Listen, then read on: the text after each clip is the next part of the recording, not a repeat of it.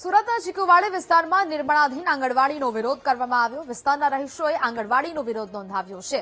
સ્થાનિકોએ કામ બંધ કરાવવાની માંગ કરી। અગાઉ પણ સ્થાનિકોએ રજૂઆત કરી કામ અટકાવ્યું હતું। બાળકો માટે જગ્યા સુરક્ષિત ન હોવાથી કામ બંધ કરાવવાની માંગ કરાઈ છે। નિર્માણ બંધ નહીં થાય તો આંદોલનની ચીમકી પણ ઉચ્ચારાઈ છે।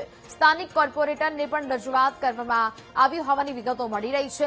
નિર્માણ બંધ નહીં કરવામાં આવે તો આંદોલનની ચીમકી પણ ઉચ્ચારવામાં આવી છે। આ અંગે અગાઉ પણ સ્થાનિકોએ કામ અટકાવ્યું હતું। રજૂઆતો પણ કોર્પોરેટરને કરવામાં આવી છે, તે છતાં પણ હજી કામગીરી શરૂ છે, જેને કારણે અત્યારે લોકોમાં રોષ જોવા મળી રહ્યો છે। રહીશોએ વિરોધ નોંધાવ્યો છે।